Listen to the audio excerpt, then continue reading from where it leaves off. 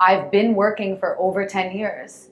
I started really young, and those are scary years because you're a teenager. You're excited about fame and glamour. It's very natural to be meaningful. The work that I do, you're constantly in front of the camera, and if you don't bring meaning to your work, it shows. It shows in everything you do. So 100%, I am always doing my job with purpose and meaning.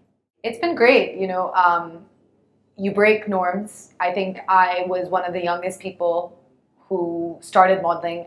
When I started modeling, I was literally the youngest model at Fashion Week, 1 out of 60, which was definitely a groundbreaking moment. And it just kind of grew from there. I think that my upbringing in New York had definitely fast forwarded my life in terms of my parents being more modern, not telling me that I have to do the conventional finish school and then start working. I studied parallel. I studied at FIT and I studied fashion merchandising, and I literally graduated from high school, moved to India to start my modeling career, and I studied side by side. Like, not many people know that I was in college, but I was doing it online. So I didn't have that conventional college experience, but at the same time, because I was so passionate about working, I made sure that I put my heart and soul into that. And it was definitely a struggle because I moved here without any support. I had no friends. I knew no one. So yeah, India chose me. It's not, sometimes you don't see like where work takes you and the life you make for yourself. And I think that those were the years you form your own life. Like at 16, 17, when people go off to college, I came to India. So it was definitely an experience that was outside the box, but I wouldn't trade it for the world. I love being here. I love living in Bombay. My modeling career turned into me becoming an anchor and entering the world of fashion and lifestyle for TV.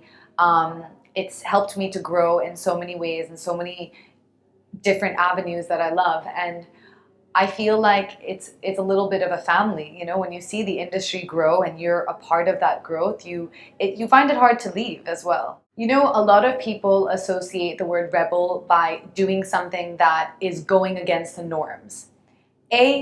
Technically, there are no norms. There's definitely a moral standard that everyone knows. Of course, we speak about it, and now, people associate the fashion industry with constantly crossing those moral standards, which, yes, is true. It happens in every industry, though. Like, people always ask me, oh, like, there must have been so many cases of photographers flirting with you, or this, or casting couch. Yeah, it happens, but it's not the only place it happens. You hear women now, how many women have spoken up against the whole Me Too movement in a corporate environment? Being a rebel doesn't mean fighting back and feeling like you need to prove yourself by demeaning your worth.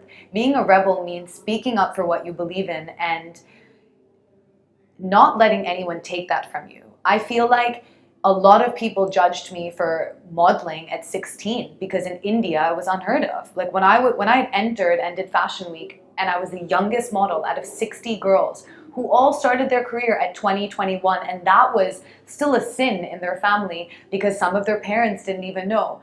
My mom supported me through and through, and my parents always believed that if I was given a choice of right and wrong, they knew what path I would take because that was my upbringing.